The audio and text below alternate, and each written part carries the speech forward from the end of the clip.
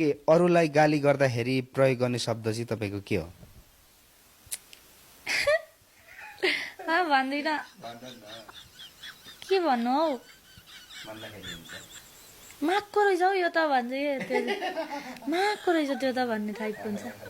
Okay, त्यस्तै भन्छ नि झापातिर चाहिँ माको रहेछ त्यो, माकी रहेछ त्यो टाइपको हुन्छ क्या। कति नै भन्न खोजेको है त्यो, अब त्यो नराम्रो भन्न खोजेको होइन। जुनी फेर्न पाएदेखि के भएर चाहिँ जन्मिने?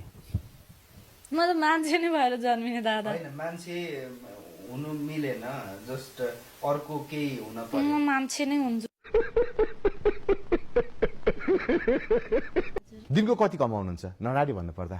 भन्दिन नभन्ने किन? त्यतिकै कर तिर्नुपर्छ भनेर? कसलाई तिर्ने कर? सरकारलाई कर तिर्नुपर्छ थाहा छ होइन? थाहा छैन।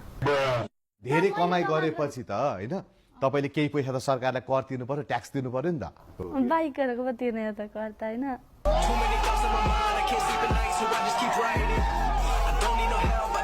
स्टार बन्दाखेरिको लाइफ रमाइलो कि रचनालाई स्टार भन्दा अगाडिको चाहिँ? स्टार बन्नुभन्दा अगाडिको त गाउँ हुन्छ नि झापामा बस्दाखेरि। रमाइलो दादा मलाई त अब पहिला पनि अब रमाइलै थियो, अहिले पनि रमाइलै छ। जे छ त्यही कुरामा इन्जोय गर्नुपर्छ होइन। सब अब लाइफको सबै मोमेन्टलाई इन्जोय गर्नुपर्छ भन्ने चाहिँ म भर्खर सिक्दैछु। त्यो कुरा सिक्दैछु।